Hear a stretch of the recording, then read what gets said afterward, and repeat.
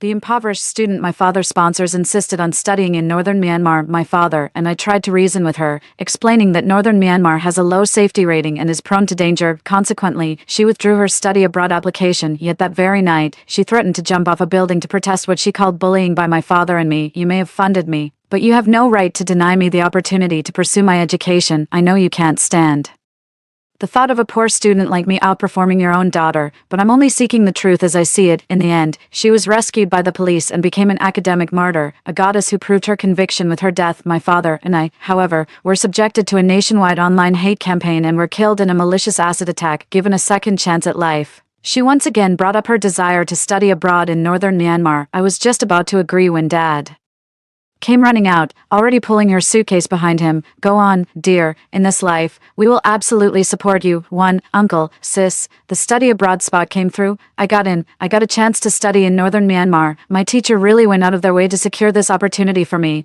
I know it's dangerous over there, but if I'm careful, I should be okay, right? My teacher said they studied there before. Phone scams have always been around, but they're not as rampant as they are now. I'll just not answer any calls from unknown numbers. Trudy held the acceptance letter in her hand, her smile radiant and innocent. Behind her, the sky was ablaze with fiery clouds, as magnificent and awe-inspiring as in her past life. Back then, I just saw that cloud as an ill omen, a sign she would die in the turbulent, unstable region of northern Myanmar. That's why Dad and I tried so hard to talk her out of it. In the end, she turned down the study abroad application herself, only to go online and sob about how we were bullying her. Dad and I tried to explain and clarify things online, but no one believed us, so Dad called her, even agreed to let her study in northern Myanmar, just so she would help clear our names online. Not only did she refuse, but she also took a few spliced clips from the phone recording and posted them online, slandering my father as an unrepentant bully who continued to harass and humiliate others. My father had no choice but to take me to the police station to file a report and clear his name. Fearing exposure, she used a burner account to stir up trouble in a group chat, urging them to ambush us and throw sulfuric acid on us, to let us die in agony and eliminate any loose ends for her. In the end, she clung to the title of academic goddess by stepping over our corpses, and was directly admitted to a top-tier university in the U.S. for further studies. It was only after death that I learned she was fully aware of the turmoil in Myanmar and had no desire to go whatsoever, but because her advisor had arranged it, she feared that refusing would anger him and jeopardize her graduation, so she shifted the blame onto me and my father. The very worst of human nature was on full display in her. In this life, whether she wants to or not, she is going to northern Myanmar too. I opened my mouth, just about to agree. Just then, I saw Dad from the side, pulling Trudy's suitcase as he came huffing and puffing out of her room. The smile on his face was even brighter and kinder than hers. Trudy, you're amazing. To think you're going to study abroad, that's truly remarkable. Dad and Sophie will support you all the way. Of course, I know you're busy with your studies and don't have time to pack, so I've taken care of everything for you. And don't worry about money. Once you're settled at school in northern Myanmar, I'll send you 5,000 yuan every month for living expenses. That way, you can focus entirely on your studies, bringing honor to yourself and to our country. Trudy was completely dumbfounded, staring at her father in stunned silence. She had just clearly highlighted the dangers of northern Myanmar. How could her father, who had always doted on her, possibly be willing to send her to such a perilous place? After a moment of stunned silence, I realized it too. Dad had also been reborn. The smile on my face was harder to suppress than an AK-47. Feigning envy, I said, Sis Trudy, that's just incredible. Not like me. My grades are just average, and I'm not even sure if I can get into a good university, but you get to study abroad. I'm so envious of you. Once you finish your master's and come back, you'll be a returnee with an overseas degree. Not only will finding a job be easy, but the professors might even ask you to stay on and work at the university. You could become a professor yourself, honorable, relaxed, and you could keep making waves in academia. Trudy, you're my role model. I want to learn from you. After she finished speaking, both Dad and Trudy looked stunned. Dad was only taken aback for a moment before his eyes began to well up. He had realized it too. I had been reborn as well. Trudy's jaw dropped, clearly more shocked by my words than by what Dad had just said. Since I have no siblings, even though we're not related by blood, I've always thought of her as my real sister because she's lived with us for so long. I never forget to share anything good with her, and I love sticking by her side to play. The only thing is, I have no interest in studying, so the stark contrast in my words left her completely stunned. To keep her from suspecting anything, I pinched my thigh hard, the pain bringing tears to my eyes, and said with a choked voice, Sis Trudy, I was too playful before, always wanting you to keep me company, but Dad gave me a stern talking to. He said it was selfish of me to drag you down just because my own studies were poor. If I really care about you, I should support you In doing what you love and help you soar higher and farther, Dad played along, patting my shoulder with a moved expression, and said, Sophie, you've grown up and become so sensible now. I'm so proud of you, and I'm sure Trudy will absolutely set a wonderful example for you. 3. We played off each other perfectly, like a well-rehearsed duet. Trudy managed a painfully forced smile. Honestly, I'm not as impressive as you think. With all the news about how rampant telecom scams are in northern Myanmar, several of my friends' parents have been called and scammed out of a lot of money. It sounds incredibly dangerous. Thinking we hadn't picked up on the implied danger in her previous remarks, she began spelling it out explicitly. I looked up with an innocent, well-behaved expression and said, I saw on TV that it's a bit dangerous over there, but since you want to study abroad, Trudy, we all support you. We know how hard you've worked all these years for your education, and we won't clip your wings. Trudy's face grew even more grim, and she was just about to come up with an excuse. I fluttered my long eyelashes and deliberately put on a puzzled look, saying, Trudy, why do you look so upset? Don't you want to study in northern Myanmar? But you seemed so eager just a moment ago, called out so bluntly about what she was really thinking. Her first reaction was embarrassment, followed immediately by a rebuttal. Of course I want to go study there. I just said I'd miss you all, having to leave so suddenly. No sooner had she finished speaking than she saw Dad speaking into his phone. Professor, as you heard, our Trudy is absolutely set on studying in northern Myanmar. Of course, we'll miss her terribly, but for the sake of her future, we fully support her decision. We owe Trudy's success today entirely to your guidance over the years. Without you, she wouldn't be the outstanding young woman she is. She's leaving for northern Myanmar in a few days. Right, it is quite sudden, but we've already packed her bags. She'll be heading to school in half an hour at most, and from there, she'll go straight to register at the school in Myanmar. No need to come back here. It works out. Actually, my younger daughter is quite upset, so I'll take her on a trip to take her mind off things. After hanging up with the professor, her father patted her shoulder affectionately. Trudy, I've already spoken with the professor. You can head straight to the school and wait to begin your studies in northern Myanmar. Time flies. You were only 12 when I first started sponsoring you, and now a whole decade has passed in the blink of an eye. You've grown up so much. As they say, all good things must come to an end, though it's hard to let you go. I must set you free to spread your wings. From now on, your path is yours to walk. Sophie and I have never traveled abroad. Tomorrow, I'll take her to see the wider world, and we won't be back for quite some time. Both Trudy and I felt our eyes well up at the same time. I'm thrilled. Dad's move was absolutely brilliant. First, he called the professor, cutting off Trudy's escape route. Then, under the guise of sending her abroad to study and grow up, he eliminated any chance of her bothering us in the future. Finally, a vacation to clear our heads, followed by a move. She'll never find us again in this lifetime. As for Trudy's resentment, it's because she genuinely didn't want to study in northern Myanmar and had hoped we'd be her excuse to get out of it.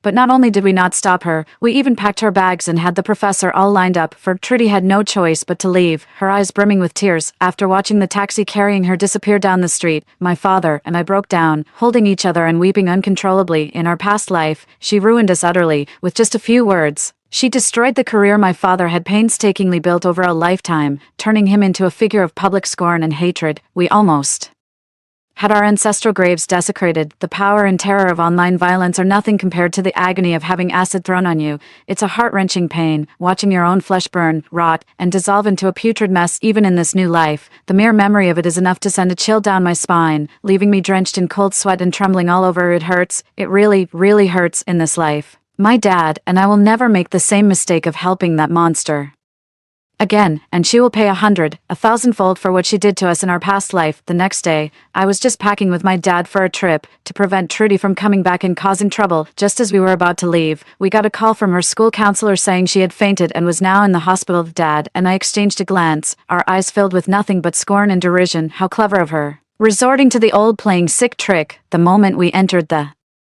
hospital room, we saw Trudy lying pale as a ghost in the bed, with a few classmates, the counselor, and a professor standing nearby. The crowd was quite large, so she really threw herself into the performance. My health is just so poor. I'm always getting anemic and fainting. I must have scared you just now. I'm really sorry. It's an old problem of mine. When I was little, my family favored boys over girls. I had to do a lot of farm work every day just to get a little food to eat. Later, some kind people helped me, so I was able to grow up healthy, but the malnutrition and stomach problems are just permanent now. The doctor says I need to rest and recuperate for a while. I won't miss the registration for the start of the school term in northern Myanmar, will I? This spot was specially applied for by my mentor. My uncle was so happy for me too. I was finally about to achieve my dream, and now my body has to let me down like this. Sobs. The performance was convincing, with a Choked voice and eyes brimming with tears, the professor beside him looked troubled. School start dates are set by regulation. Just as he was about to speak, his father cut in first. Don't worry, on the way here, I contacted my best friend, who is also the top clinical nutritionist in the country. He'll arrive tomorrow morning to examine you and create the most scientifically balanced nutritional plan. As long as you follow it, you'll definitely make it before the school term starts in northern Myanmar. Trudy nearly lost her composure, her expression twisting for a moment, forcing a smile. She said, "Uncle, you've supported me since I was a child, let me live in your home, and treated me just like your own daughter. I already owe you so much. Please, don't trouble yourself with this." Her father smiled kindly and said, "Silly child, if you really want to repay me, then study hard and chase your dreams. That is the best repayment you could ever give us, with things having been put so plainly, it would be inappropriate for her to refuse any further. She could only manage a weak, strained smile and said, "Thank you so much, Uncle. I promise I won't let you down." The classmates around them all praised her father for his kindness. The professor nodded in approval and said, "No wonder Trudy is so bright and diligent, Mr. Chow. You truly deserve a great deal of credit." Dad replied with a smile, "Oh, not at all. It's all because Trudy herself is so hardworking and dedicated." These days, both teachers and students are under immense pressure. Come by tomorrow morning, and I'll have my doctor friend give you both a checkup and create a personalized nutrition plan. A healthy body is the foundation for better learning and research. The chance to consult with one of the country's top nutritionists was a rare opportunity, so they naturally agreed without a moment's hesitation. Even the professor nodded, saying he'd come by tomorrow to check on Trudy's recovery. I glanced at Trudy out of the corner of my eye. She was glaring at Dad with pure venom. But the moment our eyes met, her expression instantly shifted to a smile and a look of ingratiation. She resented Dad for ruining her little scheme, still planning to keep faking the illness. No matter which doctor shows up, I'll just insist I'm unwell. I'm determined to drag this out until the school in northern Myanmar opens, and then I'll be off the hook. I curled my lips into a meaningful smile. She really underestimated my father and me. The next day, at the hospital, when my father and I arrived with Dr. Zhang from the nutrition department, the professor and several classmates from the day before were already there. Dr. Zhang is my dad's childhood friend. Back when his family was poor, it was my dad who paid for his education all along, so when Dad needed him, he took time off and came right away. After greeting the hospital director, Dr. Zhang took them for their medical checkup. Trudy pretended to be frail and didn't want to get out of bed for the checkup, so the doctors and nurses simply had her lie in the hospital bed for the blood draw and various tests. She kept saying thank you and you've worked hard, but her face was pale with anger. As soon as the test results came out, Dr. Zhang began explaining the condition of the professor and the students. There were no major issues, just advice like get more exercise and don't be picky with your food. The professor's condition was a bit more serious, but with a specialized diet plan and some health supplements, he would recover fully after a period of proper rest. When it was Trudy's turn, Dr. Zhang said in a strictly professional tone, "According to the examination report, you're in excellent health. There shouldn't be any reason for frequent fainting spells. As for what they said about you having stomach issues or gastroenteritis, I checked specifically, and there's no sign of it. You might have had something minor as a child, but your diet has been very healthy in recent years. Just keep it up, and it's highly unlikely to recur anytime soon." "So, you're going to study in northern Myanmar, right?" "I was stationed there on official business for 2 months once. The environment and scenery are quite pleasant. Going there for recuperation would actually be more beneficial for you than staying here." All of that is the absolute truth. Although Dr. Zhang is a good friend of my father's, he is first and foremost a doctor, and he takes full responsibility for every word he says. Of course, these words alone were enough to make Trudy's face fall. This was practically a direct accusation that she was faking her illness. With things being put so bluntly, she had no excuse left to delay her studies in northern Myanmar, but she wasn't ready to give up. With red-rimmed eyes and a hand clutching her stomach, she pleaded pitifully, "But my stomach hurts so much right now." "It's awful," Dr. Zhang said calmly. "You're holding your kidney, not your stomach. Your stomach is over here, on your left side." Instantly, her face flushed bright red. The classmates couldn't hold back and burst out laughing. She said, suppressing her embarrassment, "Well, then my kidney hurts too," Dr. Zhang said bluntly. "Impossible. I saw your scan from yesterday. Your kidneys are perfectly healthy, and their shape is quite beautiful. In fact, a few of us doctors used your skin as a model to show the interns never lie to a doctor, because they will call you out on every single lie, right to your face." Even with her thick skin, Trudy was left speechless. Dr. Zhang, having exchanged greetings, spoke up quite naturally. "I've seen this before, students faking illness to skip school. That's the usual trick. But weren't you the one who wanted to study in northern Myanmar? Why pretend to be sick?" The blunt words instantly drained the color from Trudy's flushed face, leaving it deathly pale. The professor finally caught on, his expression darkening as he said, "Trudy, are you saying you don't want to study?"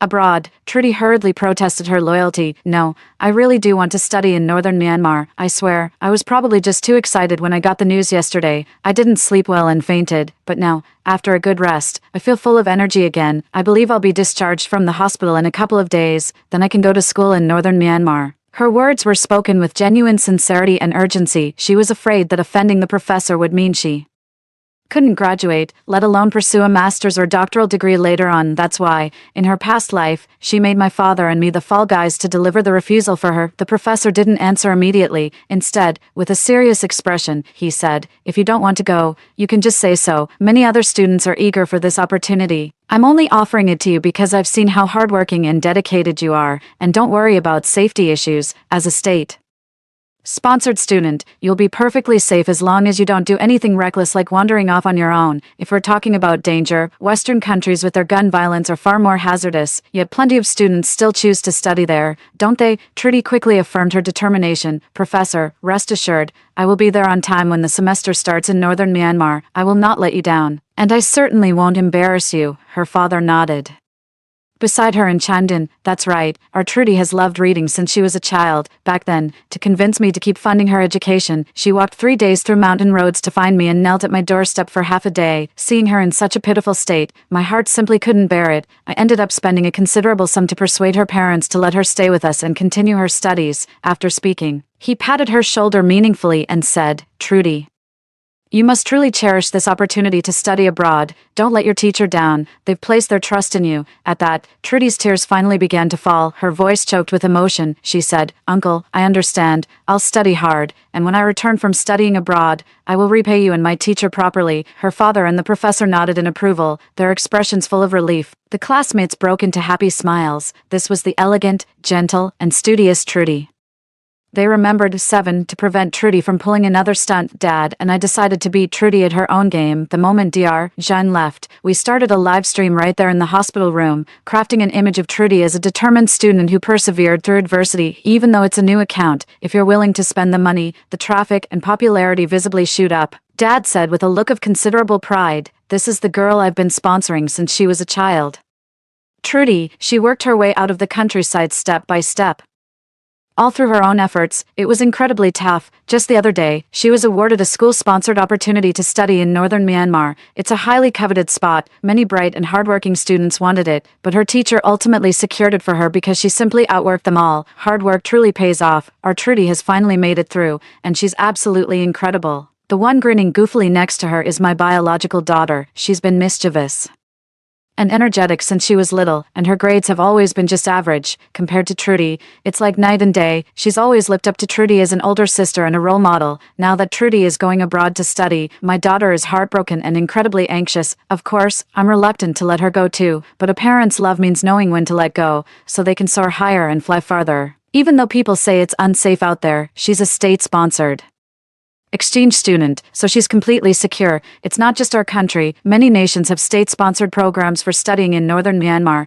It's very, very far from those areas of unrest and conflict. As they spoke, they even went out of their way to dig up the announcements for international student recruitment in northern Myanmar over the years. Of course, they only cherry-picked the most favorable information, making no mention of students who got into trouble by going out to have fun on their own or being lured out and deceived. After all, those people were just asking for it. With the help of the hired trolls I arranged to flood the comments and steer the narrative, netizens also expressed their support. It's truly not easy to make your way out of a remote mountain area step by step. Keep going, Trudy, you will absolutely achieve your dreams. It's incredibly brave of you to dare to study abroad in a place as dangerous as northern Myanmar, but they say the brave get to enjoy the world first. I'm going to study hard too, so I can study overseas like you in the future. While northern Myanmar has its dangers, as a state-sponsored student you're surely in safe hands. Study hard and bring honor to our country. The stars don't ask the traveler their path. Time rewards those with true dedication. We're rooting for you, Trudy. Your future is bound to be brilliant, impressive. If I had even half your dedication to studying back in the day, I wouldn't be hauling bricks on a construction site now. As someone who's been there, I admire you and give you a thumbs up. 8. With my dad and me putting her on the spot like that, Trudy was really caught between a rock and a hard place. She had no choice but to greet them through the phone, promising to study hard and bring honor to the country. And so, she was showered with praise all over again. They showered her with praise, saying she was beautiful, kind-hearted, and a top student, destined for a brilliant future, and so on.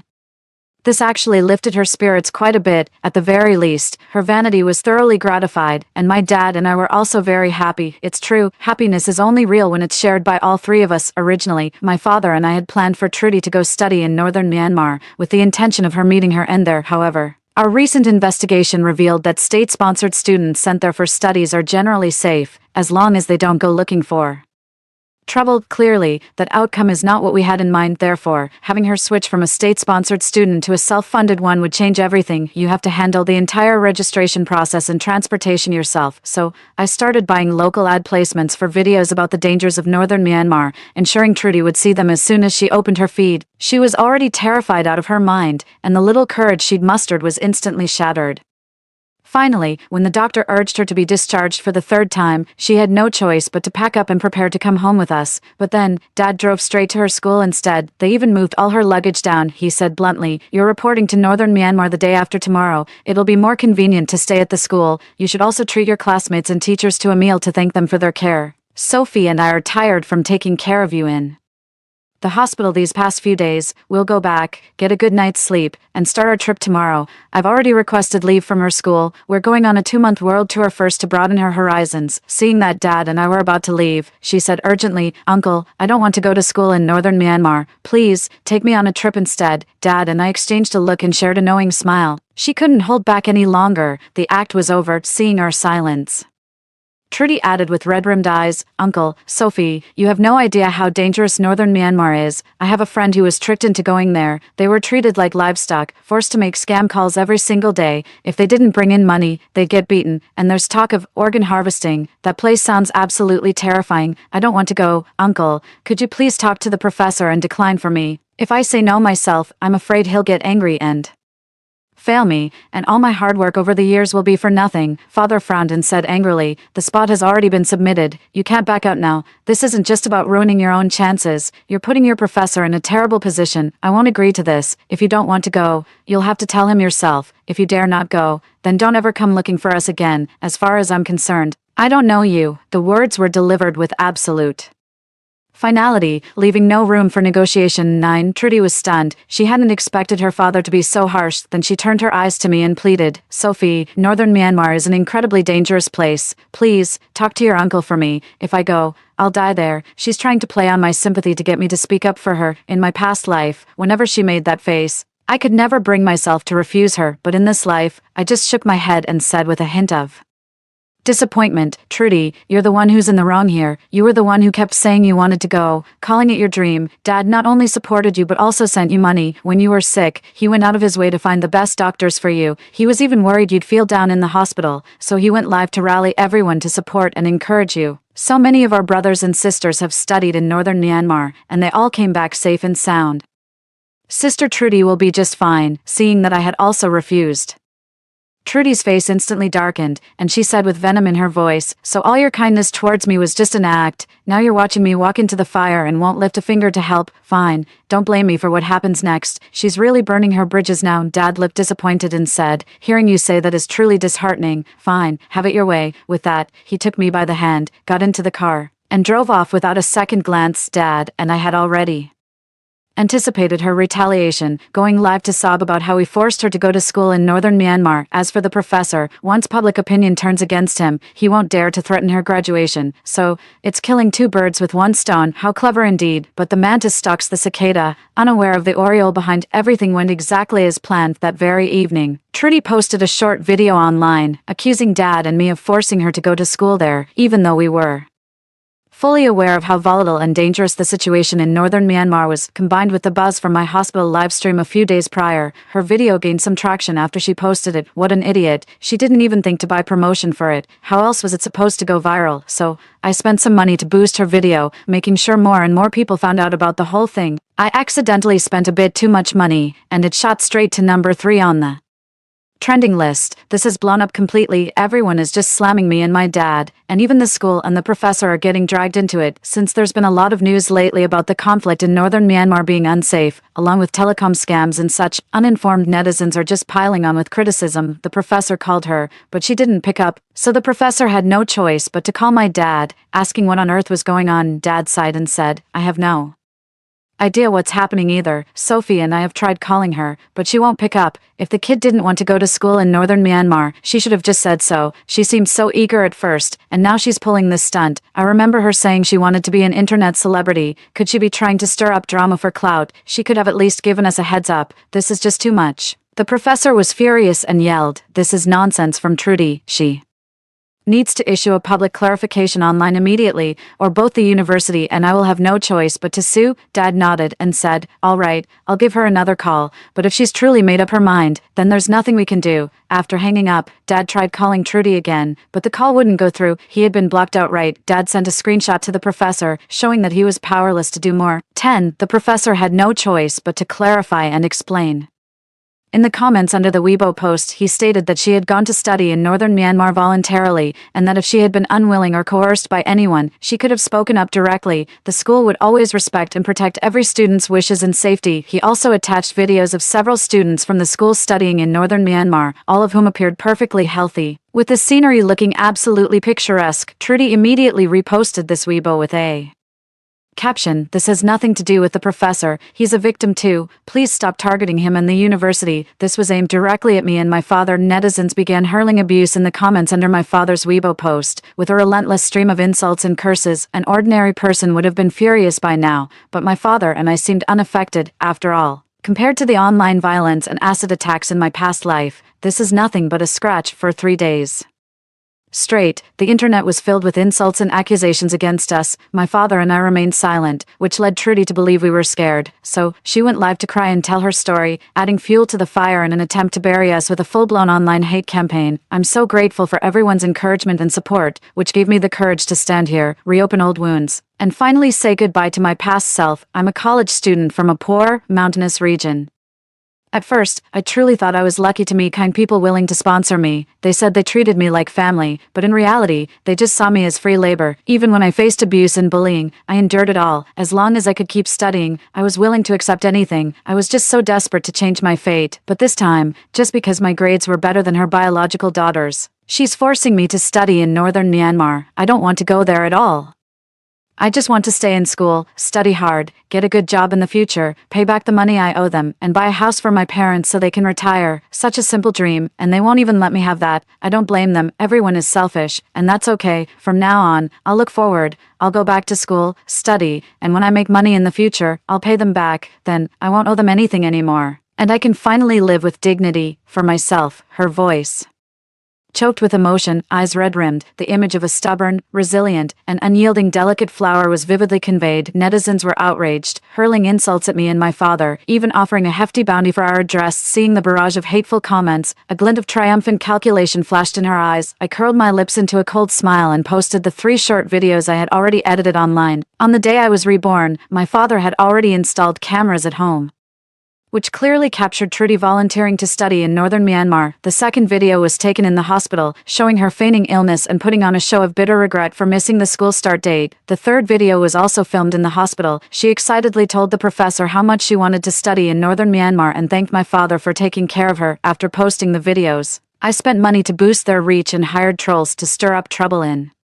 Trudy's livestream, calling her a fraud and urging people to check out the videos I had posted. Every single one was in crisp 1080p HD Blu-ray quality, complete with thoughtfully added subtitles. One moment, people were cursing me and my father with all their might. The next, their apologies were overflowing with sincerity. Trudy's livestream was abruptly shut down just as she was sobbing and spinning a tale about how my dad and I were bullying her. Outraged viewers reported her 11 after ending her stream and watching the video I sent. Trudy panicked and frantically tried calling my dad, but he didn't answer. Just like she had done to him in a past life, he blocked her number outright. So she called me, and this time her voice was genuinely choked up and trembling. "Sophie, get your dad on the phone right now. I was wrong. I admit it. I'm sorry. Please delete the video, or my life will be completely ruined. I just lost my head in the heat of the moment. I was so angry. I didn't actually mean to get back at you and your dad." A faint, mocking smile touched my lips. "Sorry, but it's too late for apologies now. Dad has already saved the recording of you slandering us during your live stream. He's preparing to file a lawsuit in the next couple of days. Your situation is very serious. You're looking at least 2 years in prison." Her furious scream instantly erupted from the phone. "No, you can't sue me, and I absolutely cannot go to jail. I've worked so hard to get where I am today. It can't all be destroyed like this. I'm coming to see you right now. I'll get on my knees and kowtow. Before she could finish, I cut her off. The whole world is full of netizens you've deceived. You'd better be careful if you go outside, lest they find you and beat you to death to vent their anger. Trudy screamed hysterically. What on earth do I have to do for you to forgive me? I've already apologized and admitted I was wrong. What more do you want? I only made a tiny mistake, played a little joke. Is it really necessary for you to hound me to death? Then, Dad began to speak slowly. Trudy, I've supported you all these years, treated you like my own daughter. What you've done has truly broken my heart. If you truly want my forgiveness, then go study in northern Myanmar. I will continue to fund you until you complete your doctorate. If you refuse, it means you haven't recognized your mistake, and I'll have no choice but to let the law deal with you. After only 5 seconds of hesitation, Trudy immediately agreed. All right, I'll book the earliest flight to northern Myanmar tomorrow, but my school's publicly funded spot has been cancelled, so I'll have to pay my own way. Her father promptly replied, I'll cover all your expenses. Hearing this, Trudy breathed a sigh of relief. She had been worried her father might refuse to pay, and finishing her studies would have cost a significant amount. To show his sincerity, Dad immediately transferred 100,000 yuan to her. Trudy promptly bought a plane ticket, sent a screenshot of the booking to Dad, packed her bags, and took a taxi straight to the airport. Dad drove me, and we followed her the entire way, watching with our own eyes as she boarded the plane and disappeared into the blue sky and white clouds, and I, in turn, anonymously sent all of Trudy's information to the leader of a phone scam syndicate in northern Myanmar. I got this contact information from a friend who was once trafficked to northern Myanmar. He only made it back alive because his family had money and pulled a lot of strings, but he came back missing a kidney. He said over there, a lot of the kidney removals aren't for selling the organs, but purely for torture. Beautiful women get special treatment there. They become sex slaves, not for just one person, but for a whole group of high-ranking officials. In the end, they're broken down and get sick, then they're forced to take clients. If they disobey, they're beaten. If they're beaten to death, they're just buried in the mountains. There's a huge mountain there, filled with countless bodies. 12. Trudy was in such a hurry to get to northern Myanmar that she didn't have time to inform anyone. She had planned to make a video after arriving at the school, apologizing and admitting her mistake, believing both the school and netizens would forgive her. As a result,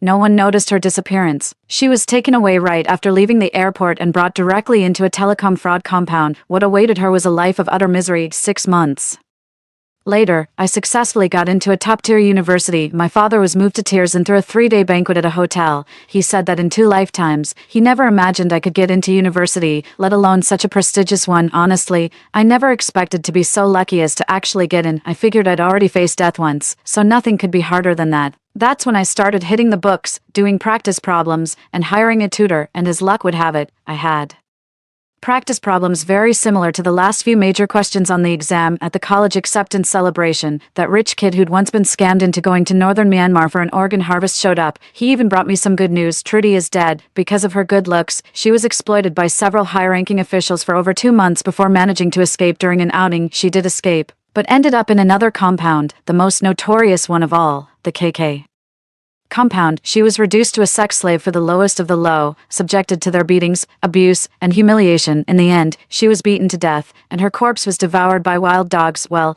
it seems justice has been served. Story 2. My roommate Hazel is obsessed with absolute fairness. My best friend bought me a meal, but Hazel slapped it out of her hands. She accused us of being unfair to those waiting in line behind us. When I won a scholarship, she rallied other students to embezzle the money from me. She said everyone paid tuition, so why should I get the money later? When the campus crush started pursuing me, she popped up again demanding a fair competition. Fed up, I made our relationship official with him that very day. Little did I know she held a grudge and orchestrated for me to be stabbed to death by a mentally ill assailant. When I opened my eyes again, I was back on the day Hazel accused me of cutting in line. After submitting my scholarship application and stepping out of the office, I suddenly froze. For no other reason than memories from my past life had inexplicably flooded my mind. Coming to my senses, I immediately called my best friend. The moment they picked up, I practically yelled into the phone, "Tiffany, don't get food for me, just get your own." Tiffany was completely confused and asked hesitantly, "But I thought you wanted sweet and sour pork ribs. By the time you get to the cafeteria, they'll be gone," I said quickly as I hurried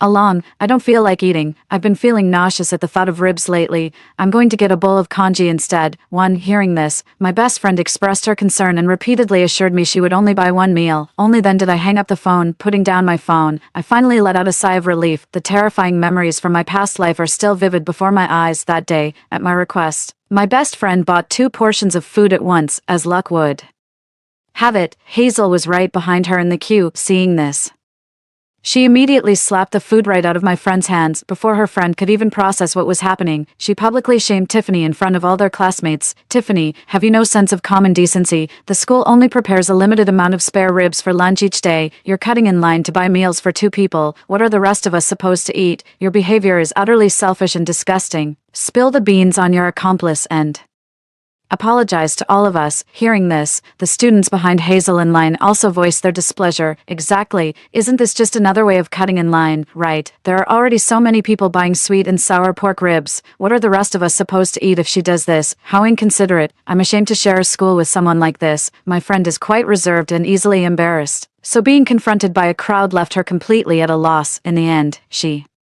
could only bow her head and keep apologizing. The food was spilled. Apologies were made. This should have been the end of it, but Hazel just wouldn't let it go. Riding the wave of public support, she grabbed her friend by the hair and demanded she name her accomplices. Someone in the crowd urged her to drop it, saying it wasn't that big of a deal. Hazel retorted with righteous indignation, "We can't show any mercy. People like this need to be taught a lesson to uphold justice." So, my best friend endured her insults and physical abuse for a full 5 minutes. When I arrived, Tiffany was in tears, repeatedly apologizing. Hazel stood with her arms crossed, looking utterly smug. I was absolutely furious. The line is clearly for the right to purchase items. There's no rule that limits a person to buying just one meal, is there? Besides, Tiffany only bought 1 portion of sweet and sour pork ribs. The other dishes are all you can eat, so how does that affect anyone else? Besides, the cafeteria didn't even post a notice about the 1 per person limit. In my past life, after hearing my best friend's story, I immediately slapped Hazel across the face several times without a second thought. I knew this would put me in a tough spot, but I just couldn't swallow my anger. Hazel burst into tears on the spot after being slapped, her face swelling up immediately. Eventually, someone called the police. But since both Hazel and I had thrown punches, we ended up settling the matter privately. After that,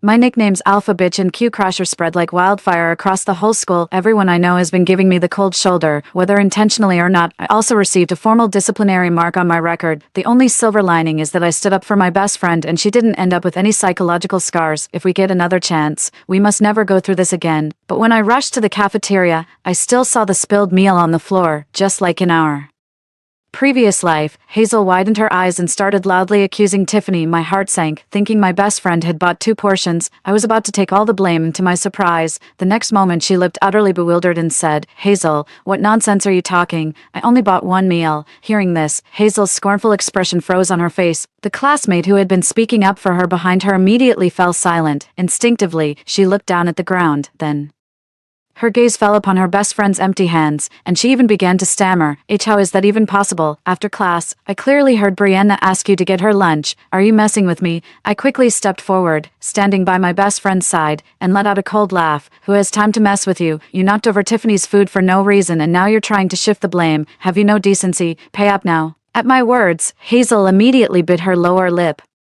her eyes welling up with tears. After a long pause, she finally spoke in a fragile voice. "I didn't mean to. I was only trying to do what's best for everyone." Before Hazel could finish, the students waiting in line behind her were growing impatient. "Hey, what's your problem? If you need to pay for it, just pay up. What do you mean by blocking us from buying food?" "Exactly. You spilled someone's meal for no reason. Shouldn't you buy a new one? That's only right. Who is she? So rude. Hasn't even apologized once, and now she's putting on that innocent act. I know her. She's Hazel from the computer science department." Amid the murmurs, Hazel's expression grew increasingly uncomfortable. After buying her friend a meal to make up for it, she quickly left the cafeteria. Tiffany and I found an empty table and sat down, her eyes sparkling. She looked at me curiously and asked, "Brianna, how did you know Hazel was going to give us a hard time?" I swallowed a mouthful of porridge before answering slowly, "Just a guess." With memories from my past life, I realized Hazel had been targeting me in every single matter. She claimed to be fair to everyone, but in reality, she was only harsh with me. In college, it's common for students to help each other buy meals, yet she singled out Tiffany for getting an extra portion and wouldn't let it go. When I received a scholarship, she targeted me specifically, pressuring me to treat the entire dorm to a meal with the money. Later, when Ethan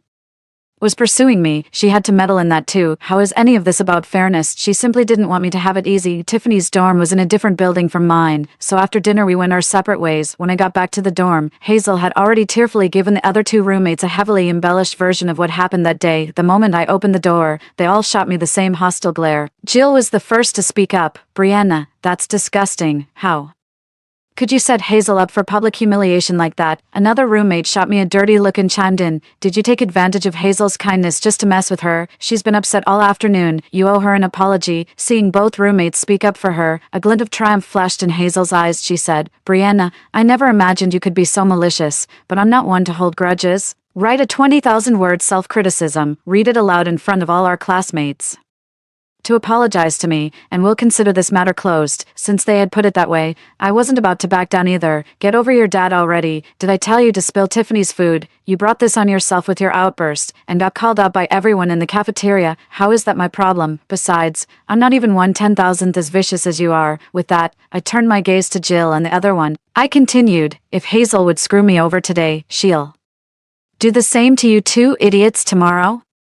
And you're still standing here grinning like fools. At this point, I've completely lost any desire to maintain a relationship with my roommates. Last semester, Jill and the other one teamed up with Hazel to pressure me into treating them to a meal with my scholarship money, thinking we'd be living together for 4 years. I agreed, but I never expected that when a mentally ill person came at us with a knife, all three of them immediately pushed me forward without hesitation. They scurried away in disgrace, not even bothering to call the police because the area was so remote. No one heard my cries for help, and I was brutally stabbed to death. At that thought, I couldn't even be bothered to give them a glance. Hazel and her crew were still hurling insults at me. I put in my earplugs, washed up, and hopped into bed for a lovely afternoon nap. There's an unbridgeable gap between sensible people and complete idiots. Don't even think about trying to reason with them or convince them to otherwise. You'll only end up frustrating yourself. But Hazel wasn't about to let it go. Over the following days, she went on to tell others about the incident. She wanted everyone to judge who was right, but she forgot that several of our classmates were also present at the scene. Besides, with no personal ties, why would anyone take her side? Hazel's attempt backfired, and after being mocked by her classmates, she had to let it go for the time being. But when the counselor posted the scholarship recipients list in the class group chat, she started stirring up drama again. We had a private group chat that didn't include any teachers. That same day, Hazel forwarded the screenshot the counselor had sent into our private group. She exclaimed indignantly, everyone, come take a look at this. We all pay the same tuition, so how come Brianna gets the $2,000 first-class scholarship while the rest of us get nothing? Don't let the university gaslight us. This is our collective money, and every one of us deserves a fair share. At Brianna, if you know what's good for you, hand over that scholarship as class funds. That's the only fair solution for everyone. After Hazel sent this lengthy message, the group chat fell into complete silence for several minutes. Before long, another female classmate who had received the first-class scholarship spoke up timidly. But isn't this a reward the school gives to students with outstanding academic performance? Seeing this, Hazel immediately lashed out. That's the mentality of a feudal landlord. In our new society, we champion fairness and equality. What you have, other students should have too. That kind of thinking is absolutely disgusting. It's truly appalling. As soon as these words were spoken, the other two roommates, Jill, chimed in agreement. Exactly. It's clearly everyone's money, so why should Brianna get to enjoy it all? At Brianna, be a sport and put your scholarship money toward the class fund. After that message, the group chat went silent. Most people stayed quiet, watching with a mix of schadenfreude and morbid curiosity. Probably not many people agreed with Hazel's take, but who would want to wade into muddy waters and end up with a bad reputation? Unlike my previous life, I didn't bother explaining myself in the group chat. Instead, I leisurely took screenshots, saving everything Hazel had said. And of course, she wasn't just spouting off in the group. There was more to it than that. She was just giving me a heads up, just like last time. Everyone else received their scholarships, but my payment was delayed. Hazel is the class president. She's in charge of distributing the scholarship funds. When I went to ask her, she looked down her nose at me and said the same thing as she had in our previous life. Brianna, don't even think about getting the scholarship. That money should be shared among all of us. Here's what we'll do, since you're technically entitled to a share. Our dorm has unanimously decided to use the money for a fancy dinner. Don't worry, we'll bring you along. At that moment, all her high-minded notions of fairness and justice simply vanished. Later, Hazel used that money to treat herself to a buffet that cost $500 per person. In my previous life, I overthought things and ended up never exposing her misdeeds. As Hazel finished speaking, I stopped the recording. She instantly got angry when she saw me playing on my phone and ignoring her. Brianna, don't push your luck. Let me make this clear. You'd better keep this to yourself, or the whole dorm will freeze you out. Besides, we're doing this to resist the infiltration of capitalist ideology. I was speechless inside, but I put on a sweet, compliant smile. I'm not hungry. You all go ahead without me. Hazel stared at me for a long moment, her face full of suspicion. She asked again,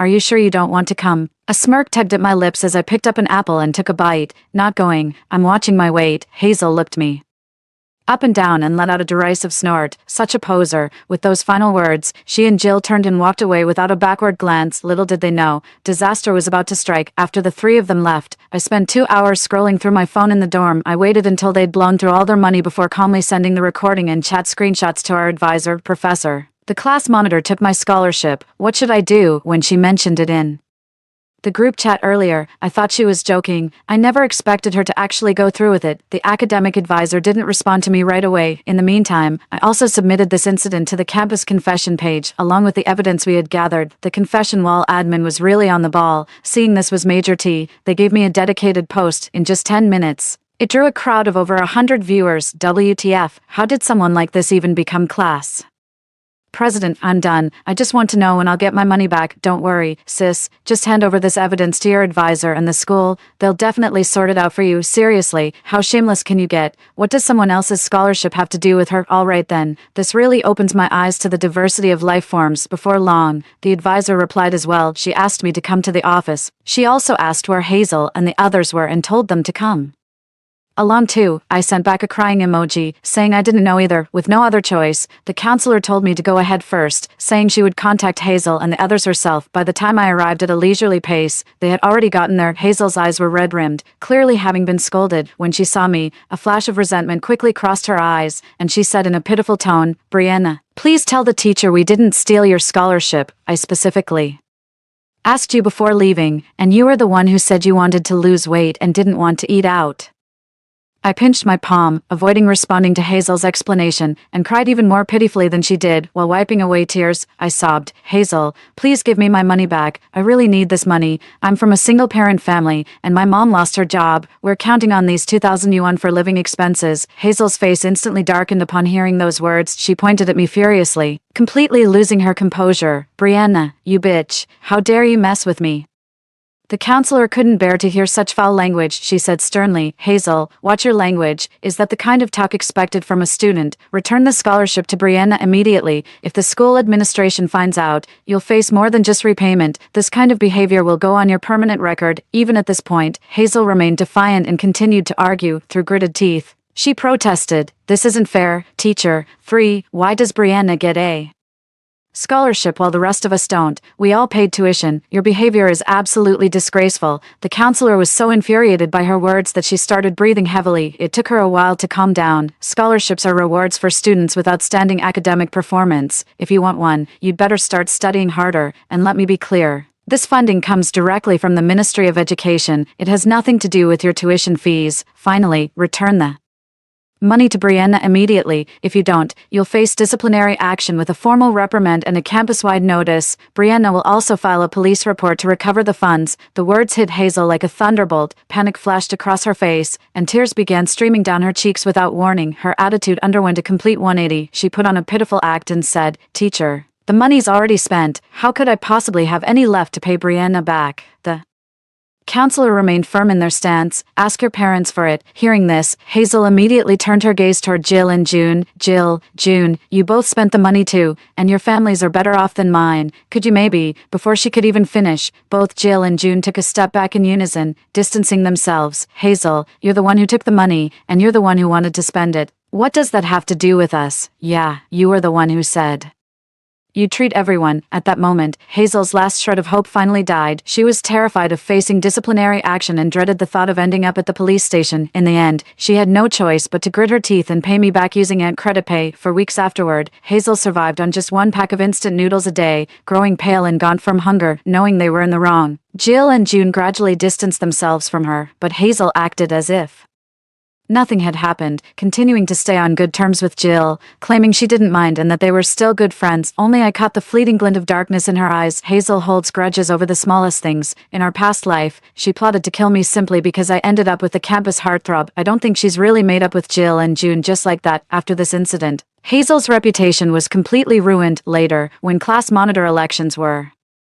held again, she unsurprisingly lost. Someone sneered, "We can't vote for her. Who knows if she'll keep stealing our scholarship money next time." Jill immediately stood up for Hazel. "This is clearly Brianna's fault. She's two-faced and deliberately set us up. I've already released all the evidence. Nobody believes her anyway." The girl rolled her eyes and ignored Jill. At the start of sophomore year, Dylan announced his intention to pursue me. Just like in my previous life, he had great looks and was quite popular with the girls at school, but it wasn't until after I died in my past life that I discovered Dylan was nothing like the gentleman he appeared to be. Just days after we made our relationship public, he went on a date with another junior from our college. When I sent him the video, he asked in a teasing tone, "Are you jealous?" She said she'd be so heartbroken she might harm herself if I didn't sleep with her. I was just trying to help as my girlfriend. You should be more understanding. That night, I was so furious I unleashed a torrent of curses, blocked and deleted in one fell swoop. Before word of our breakup even got out, Hazel took advantage of a class trip to orchestrate my murder by a mentally ill person. Hazel and Dylan are truly a match made in heaven. When she returned to the dorm that evening, Hazel had clearly already heard about Dylan's public declaration that he was pursuing me. She cornered me against the wall with her 2 lackeys in tow. Hazel started screaming obscenities at me, pointing her finger in my face. "You shameless slut. Is seducing men the only thing you're good for? You knew I had feelings for Dylan, yet you deliberately led him on. Have you no shame? Brianna, Dylan is mine and mine alone. You can't say yes to him. Starting today, it's a fair game between us. Whoever wins his heart first gets to keep him." In my past life, I was genuinely infuriated by her words, even though I didn't have strong feelings for Dylan. To get back at her, I immediately pulled out my phone and texted the guy to accept his confession. Hazel let out a gopher-like shriek and started tearing at her hair like a madwoman. I cried the entire night. I have to admit, thinking back on it still feels incredibly satisfying. This time, I just gave a faint nod and said, "All right." Having gotten the answer she wanted, Hazel finally broke into a smile and shot me a sidelong glance. Although Dylan claimed to be pursuing me, he never really followed through with any concrete actions. Aside from the messages he sent me while drunk, there was never any follow-up. He's either asking his senior out for pool today or treating his junior to dinner tomorrow. Life couldn't be more delightful. After agreeing to compete fairly with Hazel, I immediately blocked and deleted Dylan's contact. After all, I want absolutely nothing to do with that kind of person. I can't tell if Hazel is deliberately giving me a hard time or if she actually has a thing for Dylan. Lately, she's been acting like a devoted simp, going above and beyond. She even skimps on her own expenses to buy gifts for him, does his homework, saves him seats, you name it. All Dylan has to do is crook his finger, and Hazel comes running like an eager puppy. Not only that, but she even feels smug and triumphant about getting her hands on Dylan's half-finished bottle of water. It's even more disturbing than obsessive fan behavior. Hazel shot me a smug look and said with a laugh, "Brianna, a whole week has gone by. Don't tell me you haven't made any progress at all. Have you ever considered that maybe you're not the one Dylan has feelings for? His confession to you is just a ploy to get closer to me and catch my attention." After hearing that, I almost gave her a standing ovation. People with overconfidence and romance-obsessed mindsets really operate on another level. Instead of arguing with Hazel, I kept nodding in agreement. I even put on a convincingly heartbroken expression at the right moment, but soon enough, Hazel faced a new problem with women constantly surrounding Dylan. There was simply no room for her, and there she goes again, losing her mind. The woman pointed at the junior girl who was getting close to Dylan and screamed, "You little slut, all you know how to do is seduce men. Who gave you permission to approach Dylan without my consent? How dare you?" Unfortunately for her, Dylan wasn't about to indulge her tantrums. He slapped Hazel right then and there, telling her to get lost. I was in the dorm, listening to her sob through the whole story, but to my surprise, Hazel still hadn't given up on that guy. It wasn't long before she started pestering Dylan again, but the man was utterly disgusted and refused to see her at all. Then Hazel set her sights on me. It was a Saturday night. I had just finished showering and was in my pajamas when I opened the bathroom door to find Dylan sitting on the edge of my bed. My mind went blank for a second before I let out a sharp scream. Hazel quickly covered my mouth. She panicked. "Brianna,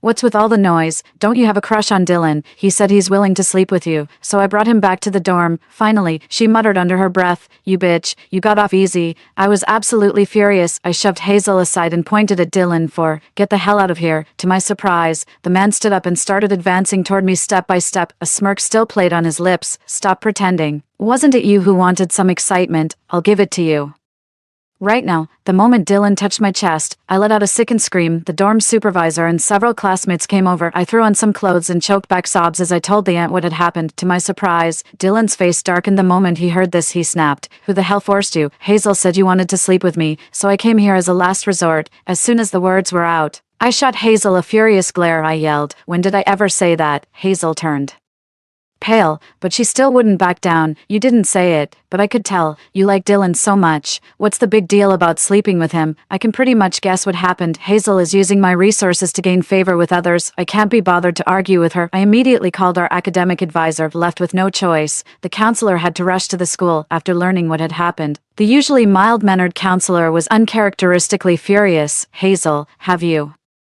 lost your mind? Hazel finally realized the gravity of the situation. Her lips trembled, but she didn't dare to speak. Dylan was kicked out of the girls' dormitory. In the end, they were both publicly reprimanded by the school. What's more, they lost all eligibility for future awards and honors since no actual harm was done. Reporting it to the police wouldn't resolve anything. The notice simply stated that Hazel colluded with Dylan to sneak into the girls' dormitory. As a result, they both became social pariahs that the entire school avoided. Even Jill and June's attitude toward Hazel became noticeably guarded, but Hazel really knows how to surprise people. A few days later, she actually posted a photo with Dylan on her social media. They're officially a couple. I honestly don't know what to say about this. Every profession has its own secrets. I wish her the best. Hazel's been all smiles these days, and she just had to come flaunt it in front of me. I really owe you one for what happened that day. If you hadn't played hard to get, I wouldn't have landed Dylan so quickly. Surprised, Brianna, all that false righteousness got you absolutely nothing in the end. I looked at her, my words caught in my throat. After a moment, I suddenly asked, did you sleep with him? Given Dylan's character, that was most likely the case. Frankly, anyone who asks around would know exactly what kind of person he is. Yet Hazel insisted on believing she'd struck gold. In reality, he's a complete waste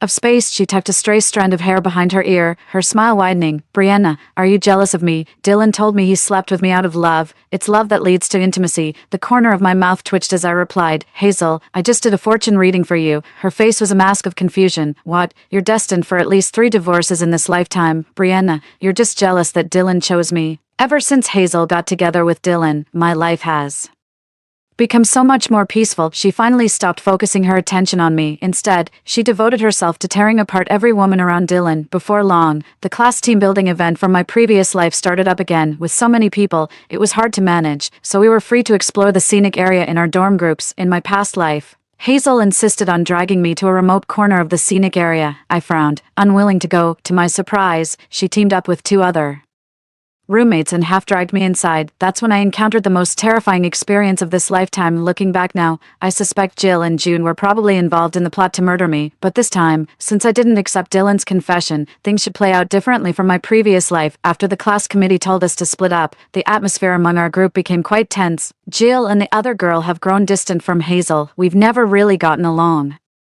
with the 3 of them, but I never expected that our walk would bring us near the spot where I was killed by a mentally ill person in my previous life. Hazel suggested, shall we go in and take a look? It's quiet here. Perfect timing. Jill, June, I have something to tell you both, and I've brought gifts for you too. The word gift made Jill and June's eyes light up instantly. They followed right behind Hazel and stepped inside without hesitation. Hazel, we're roommates and best friends. We don't hold grudges against each other. Exactly. If you want to check it out, we're with you all the way. That's what best friends are for. Unfortunately, they failed to notice the venomous glint that briefly flashed in Hazel's eyes. I chose not to warn them. Instead, I deliberately fell behind and slowed my pace, yet Hazel still spotted me. She ran over and took my hand. Brianna, why don't you join us too? I actually wanted to apologize to you. I was in the wrong before, but we're all roommates and we've still got over 2 years together. I really hope we can stick together and help each other out. I quickly pulled my hand back and took 2 steps backward, then I clutched my stomach, my face paling. My stomach's bothering me. I need to use the restroom. You go ahead without me. But Hazel wasn't about to let me off that easily. You're refusing to go because you can't bring yourself to forgive me, is that it? But I had to keep her calm. I was about to make another excuse when Jill unexpectedly spoke up. She rolled her eyes at me and blurted out impatiently, Hazel, why do you even bother with her? Brianna just doesn't vibe with us. We're not meant to be friends. June chimed in from the side. Exactly. Have you forgotten how she bullied you? Someone like that doesn't deserve to be our friend. Let's just go in and we can split Brianna's gift between me and Jill. Hazel still refused to give up and reached out to grab me. I immediately bolted out, leaving nothing but my retreating back to the 3 of them. After leaving, I spent an hour on my phone in a public restroom. I didn't head out until I got the class committee's notice, and even then I took my sweet time. When I arrived at the meeting point, everyone was making a racket and looked really upset. There was a pool of blood on the ground. The class monitor just told us to head back to school as a group, without mentioning anything else. Later, I heard that Hazel and the other 2 were attacked by a mentally disturbed person with a blade. Hazel was disfigured. June lost a finger, and Jill remains unconscious in the hospital to this day. When school administrators inquired about the incident, June pointed the finger at Hazel. 5. They claimed Hazel led them inside, and when they encountered the mentally ill person, she even gave her a push. Thankfully, Jill grabbed Hazel as she tried to run away. Meanwhile, Hazel was crying, her tears falling like pear blossoms in the rain. That's not what happened at all. They insisted on following me inside. When we were in danger, I told them to run, but they refused and even provoked the mentally ill person. They're the reason my face got disfigured. Teacher, you have to stand up for me. They both told conflicting stories, while Jill remains unconscious in the hospital to this day. Unfortunately, no amount of talking would change anything. Being psychiatric patients, they had no choice but to accept their misfortune when harmed. A week later, Hazel returned to the dorm and slapped me hard across the face when I least expected it. She touched her own face, her expression practically screaming murder. Brianna, you bitch, this is all your fault. Why did you have to run that day? If you hadn't run, I wouldn't be disfigured. You deserve to die. Why isn't it you lying in that hospital bed? I immediately slapped Hazel back twice. I hit her so hard that my palm went numb. If she wants to play tough, I can be tougher. Not my problem. You went there on your own. I didn't force you. If you died there, you'd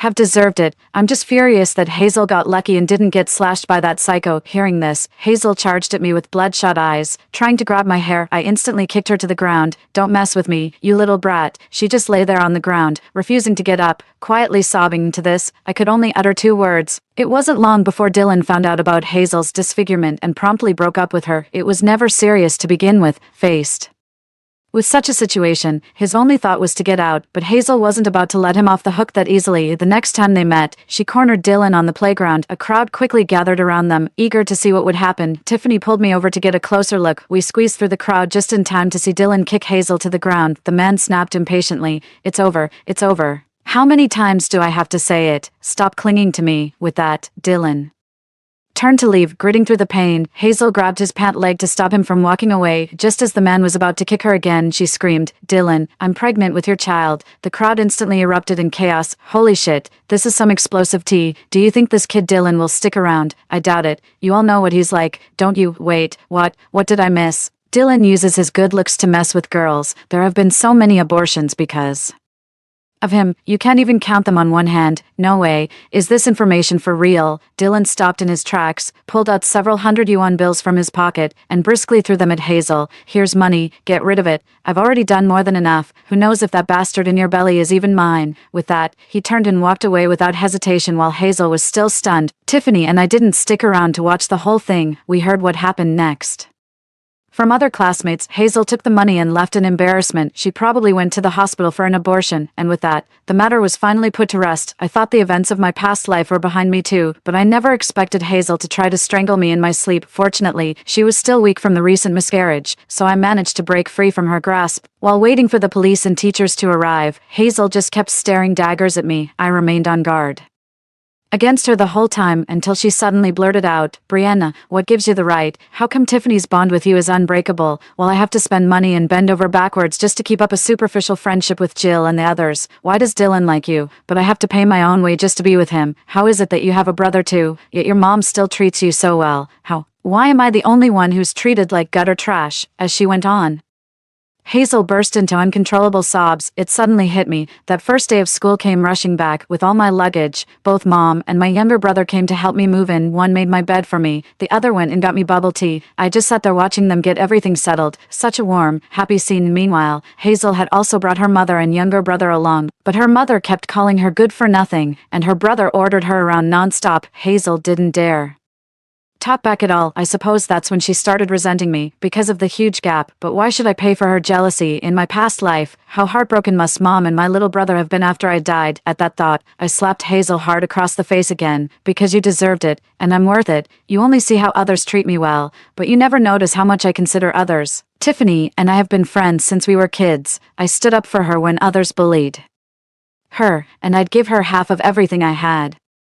Why wouldn't she treat me well? And my mom and brother are my family. Why wouldn't they treat me well? As for Dylan, he only likes me for my looks. Who cares about a man like that?" Hazel covered her face, her eyes blazing with fury. She said, "Brianna, you were just born into a good family. Too bad you weren't so lucky." Both the counselor and the police showed up. This time, Hazel could be charged with attempted murder. She was taken to the police station the very next day. The school expelled her without delay. I didn't give Hazel any leeway and insisted on pressing charges. In the end, she was sentenced to 1 year in prison. Her parents also found out about her behavior at school. I heard Hazel's mother caused a scene at the school, blaming them for failing to raise her daughter properly. She thought throwing a tantrum would get her a compensation payout. Unfortunately, the school administrators completely ignored her. Before long, Hazel's mother stormed off in a huff, and she made some parting threats on her way out. Just wait until that little bitch Hazel shows up. I'm going to beat her to death. Such a disgraceful creature. After that, I never heard any news about that family again. 6. After graduating from university, Tiffany and I ended up working at the same company. With a warm smile, she told me, "Brianna, I want us to be best friends for life." Story 2. In my past life, I was the purest-blooded illusion dragon, wed to the dragon prince, yet gave birth to a lowly flood dragon. Convinced of my impure lineage, he sentenced me to death by 1,000 cuts. With my dying breath, I exhausted my bloodline's power to activate the illusion dragon's temporal reversal, rebirthing us both to the day of the consort selection. Faced with us sisters, he unhesitatingly chose my younger sister, the lowest caste of flood dragon. My sister's past life marriage to a ting serpent actually bore a golden dragon, shocking the entire dragon clan, yet he forgot dragon lineage always favors the nobler bloodline. If this swapped impostor of a dragon prince can't sire a golden heir, I'll find the true dragon blood to do it. The agony of 1,000 cuts still surges through every fiber of my being. As the white flash faded, a familiar voice rang in my ears. "Zarek, choose either of these phantom dragon sisters to be your crown princess." The dragon emperor on his throne spoke kindly while gazing at Zarek. My instinctive glance at Zarek met with eyes brimming with loathing and hatred. Then, under everyone's gaze, he boldly took my younger sister's hand. "Father, I choose Lena to be my crown princess." Lena blushed coyly and immediately leaned delicately against Zarek. 1. The moment these words were spoken, every dragon in the palace froze in shock. Even the dragon queen couldn't help but intervene. "Zarek, Arya is the illusion dragon with the purest bloodline. That Lena is merely a flood dragon with a trace of our lineage. What are you thinking? Bloodline purity is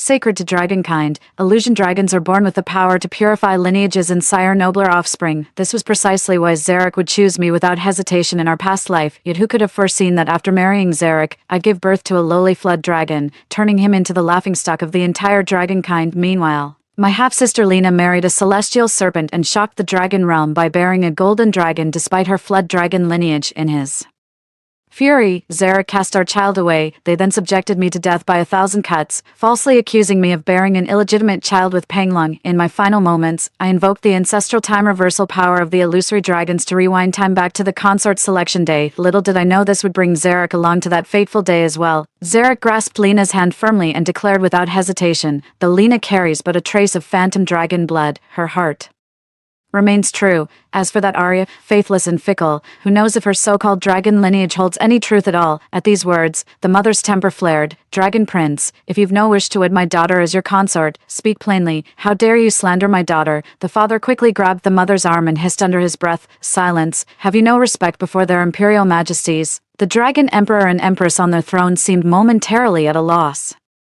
Seeing this, Zarek immediately knelt before the dragon emperor and spoke, "Imperial father, this concerns the bloodline inheritance of our dragon kin. We must not treat it lightly. I swear to you, should I fail to produce golden dragon offspring, may heavenly lightning strike me down. I only wonder, Arya, you who claim to be the purest of phantom dragons, dare you make this vow with me?" The moment these words were spoken, every eye in the palace turned toward me. Every dragon knows offspring inherit the nobler bloodline in our kind. Even as the purest phantom dragon, I must wed a golden-scaled mate to bear golden offspring. Yet now in all dragonkind, who remains to wed me besides the dragon emperor and Zarek? Zarek married Lena but still isn't satisfied. Now he's trying to drive me to my grave. Everyone can see Zarek is deliberately making things difficult for me. As mother grew anxious, I stepped forward with a laugh. How could I dare disobey the dragon prince's words? Why don't we go to the oath altar and swear a dragon's vow? At these words, the dragon emperor on his throne furrowed his brow. Zarek is a golden dragon by birth. His words carry divine retribution. The oath altar's power outweighs a golden dragon's vow 10,000-fold. Arya,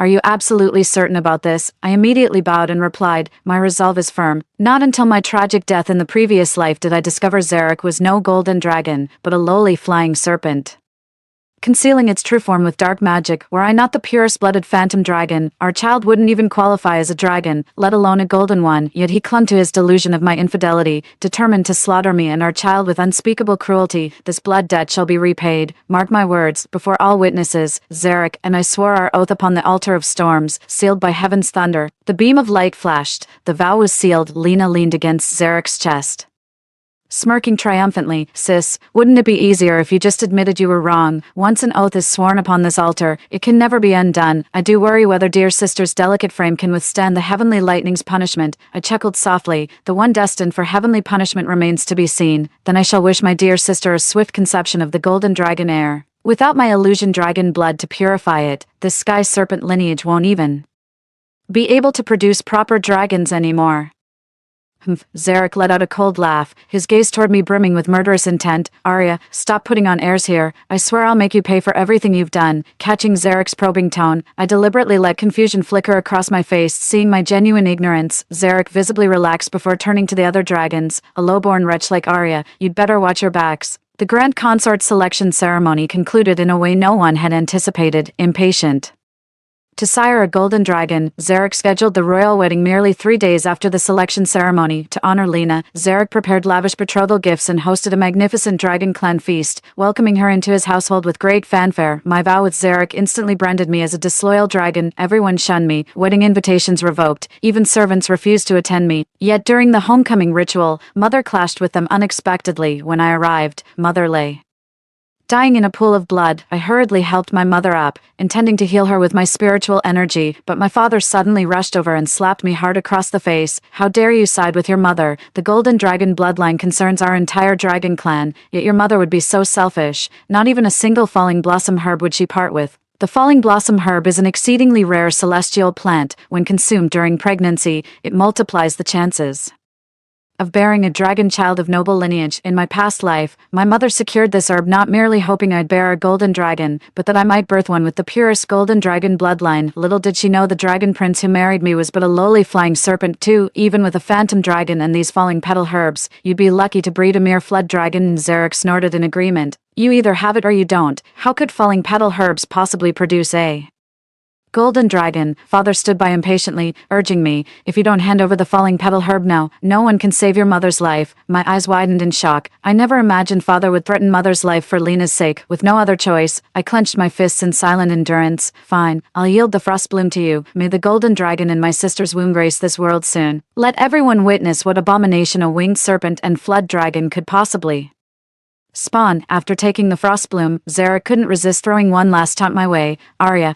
just wait until the Oathstone's divine retribution strikes you dead where you stand. After waking, the mother lamented with self-reproach. This is all my fault. I'm too weak to protect you, leaving you to suffer their cruelty. The entire dragon clan has been avoiding you ever since the crown prince's decree. Without the falling petal herb these days, I fear no man would take you as his wife. How will you ever endure the divine punishment from this Oathstone's vow? I squeezed Mother's hand reassuringly. Don't worry, Mother, I've already figured out what to do. I was originally prepared to wait patiently for Lena's dragon child to be born, knowing divine retribution would strike Zarek first when the time came, but now Zarek guards against me like a fortress, denying me any chance to bear a golden dragon, even forcibly taking the falling petal herb from me, if I don't marry soon to ease Zarek's suspicions. I fear even my mother's life will be forfeit. Mother sighed and said, tell me, who among all dragonkind would dare take you as their bride? Kale would. He'll marry me. I met my mother's gaze with unwavering determination. My words left Mother utterly speechless. Arya, you've lost your mind. That Kale is nothing but a lowly serpent with a mere drop of dragon blood, even if you're the purest phantom dragon. How could you possibly turn that trace of dragon blood into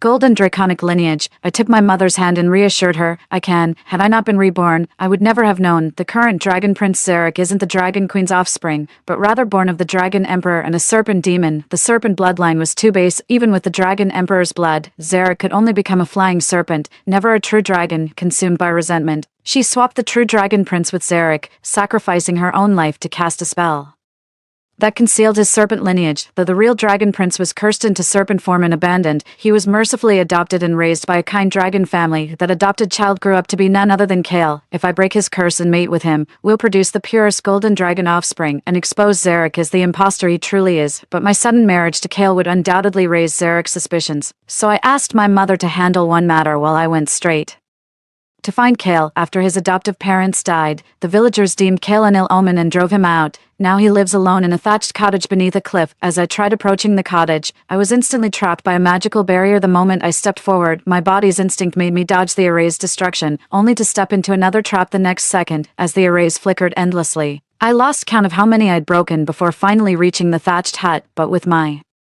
Spiritual energy depleted, I coughed up blood the next instant. Darkness swallowed my vision as I collapsed into a cool, waiting embrace. When I came to, I found myself bound tightly with ropes. A strikingly handsome man clad entirely in black was glaring at me with dark intensity. What business brings you trespassing here? I struggled against the ropes, but couldn't summon even a wisp of spiritual energy. Even with his golden dragon bloodline sealed, Kale's power still far surpassed mine.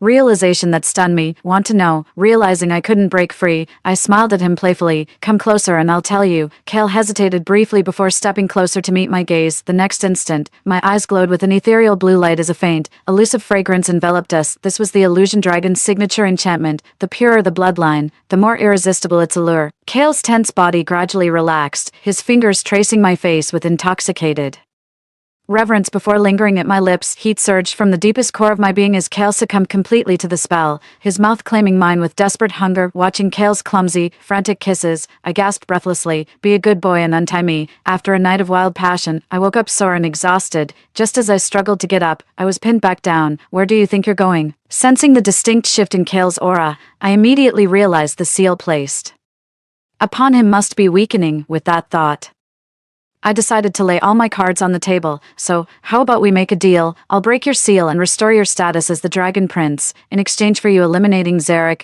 Kale tugged at my clothes and asked earnestly, "So the way to break the seal is like what we did yesterday?" A flush of embarrassment flashed across my face at his words. The reason illusion dragons become prime candidates for Dragon Prince consorts is their innate suitability as royal companions among dragonkin. The dragon offspring possesses pure bloodline, capable of calming unrest. Through union, it can break formations and enhance spiritual energy. At critical moments, it may even awaken ancestral power to reverse time. Facts are facts, but the way he put it just feels off somehow. I immediately slapped Kale's hand away from me, got up and dressed. "Someone will come looking for you soon. If you're willing, accept his offer. If not, just use your formations to keep them all out." With that, I turned and left. The moment I reached home, a whip came lashing toward my face. I caught it in midair with a swift grab, only to see Father's eyes widen in shock. "Ungrateful wretch, how dare you fight back?" I dropped the whip, staring at my hand in disbelief. How could my spiritual energy have surged so dramatically overnight? "Ungrateful wretch." The anomaly was quickly noticed by others. Zarek snorted coldly and said, "Arya,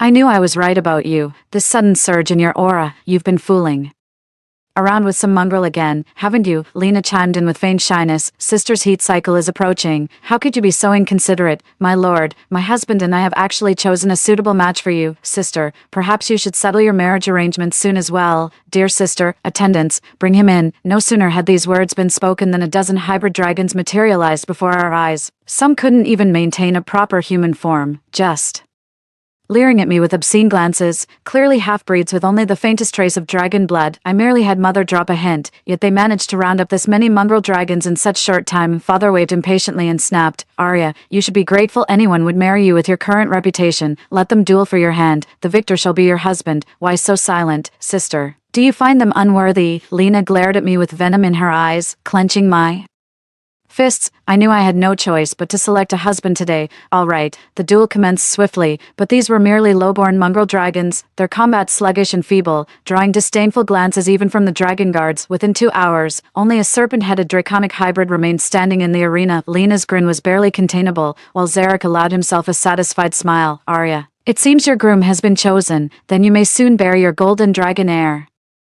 Just as the mongrel dragon was about to leave, a voice suddenly rang out, "Hold on, I'm still here." A figure descended from the horizon, landing directly in the dueling arena. Kale stood towering in the arena, his noble bearing and refined features starkly contrasting with the grotesque, wretched mongrel dragon before him. With just a single strike, the mongrel dragon collapsed to the ground, utterly incapacitated. Watching their specially procured mongrel dragon get defeated so effortlessly, Zarek and Lena's expressions darkened with displeasure. I'm not worried about Zarek recognizing Kale. In his past life, Zarek was consumed by jealousy and fixated entirely on Lena, yet he failed to realize that Kale, who married Lena, held the key to birthing the golden dragon. True enough, Zarek soon spoke coldly. "Arya, are you so desperate you'd settle for marrying a mere earth serpent?" Lena joined in the mockery. "Sister, have you been so blinded by his looks that you forgot Kale's dragon blood is inferior even to half-breeds? Otherwise, why wouldn't he show a single draconic trait?" Though Father disapproved, he couldn't go back on his word about the duel's winner marrying me, so he resorted to making unreasonable demands. "If you wish to marry my daughter, the betrothal gifts had better be worthy." 3. The next instant, Kale raised his hand and summoned a spatial pocket, Thousands of red-lacquered dowry chests materialized around us. When father opened one, his eyes nearly bulged out of their sockets. Millennium Spirit Stone, 7-star moon-gazing herb. Each item I counted turned out to be an exceptionally rare treasure. I stood frozen in disbelief. Had I not known Kale couldn't use illusion magic, I'd have sworn this was his conjuring. Zarek's face darkened further as he sneered sarcastically. You're just a measly flying serpent. Where'd you get all these priceless treasures? Stolen goods, I presume. Kale simply grabbed my hand and said nonchalantly, the Dragon Realms. Celestial Vault, go fetch them yourself if you dare. Zarek fell silent immediately. The Celestial Beyond was the final resting place of many ancestral dragons, though filled with rare treasures. It's perilous beyond measure. A single misstep could cost one's life. Even the Dragon Emperor seldom ventures there, let alone Zarek, a mere golden dragon imposter who'd likely perish instantly seeing her husband humiliated. Lena protested indignantly. So what, without bearing the golden dragon, dear sister, no amount of rare treasures can shield you from the divine retribution of broken oaths. Don't come crying for mercy when the time comes. Before I could speak, Kale flicked his wrist and sent Lena sprawling across the ground. Since when does my lady need to beg for mercy from the likes of you? Enraged that Kale dared lay hands on Lena in his presence, Zarek bellowed, Kale, you're nothing but a lowly serpent. How dare you lay hands on my crown princess? Kale shielded me behind him and sneered, what of the crown princess? Bloodline means nothing without power to back it. You couldn't even protect your own bride. Now you'd use your title to threaten me. Enraged, Zarek lunged at me, only to be sent flying by Kale's blow, crashing to the ground and coughing up blood. Did you think I'm as useless as you, incapable of protecting my own wife? Kale steadied me by the shoulder, his contempt undisguised. If you're looking to escalate this, go ahead and spread the word. Let everyone see how the Dragon Prince humiliates his wife's own sister. Such a petty dragon is utterly unworthy of leading our kind. Zarek's face darkened with rage, yet he couldn't utter a single word in retort to the Dragon Clan. I was nothing more than a passing acquaintance in his life. The humiliation he subjected me to during the Imperial Consort selection was already beyond excessive. If he insists on pushing me into desperation, it would only invite public criticism. Moreover, as the Dragon Prince, he should have long entered the celestial trials by tradition. His repeated delays due to inadequate strength cast doubt on the Golden Dragon lineage's power. That's why in our past life, he rushed to marry me, just to produce Golden Dragon offspring and silence the rumors, proving his worth. Little did he expect my draconic offspring would expose his inadequacy. In his rage, he falsely accused me of consorting with other dragons before brutally murdering us both. The thought of that poor child still fills me with unbearable sorrow and burning fury, knowing he was in the wrong. Zarek left with Lena, but not without hurling threats on his way out. Arya, I always knew you were trouble. Marrying that serpent won't produce a golden dragon. Just wait till divine retribution strikes you down. Father rushed after them to explain, but Zarek and Lena walked away without looking back. Mother approached me with worried eyes and said, Arya, are you absolutely sure about this? I grasped my mother's hands and spoke earnestly. Don't worry, Mother, I wouldn't gamble with my life so carelessly. Since there were still matters to discuss, I brought Kale back to my quarters. As soon as they entered the courtyard, Kale voiced his unease. Arya, are you absolutely certain about the information you found? Am I truly the Golden Dragon? The hesitant look in Kale's eyes now bore no resemblance to the cold, ruthless demeanor he'd first shown. I couldn't resist reaching out to ruffle his hair. Of course, the reason you can't manifest your Golden Dragon form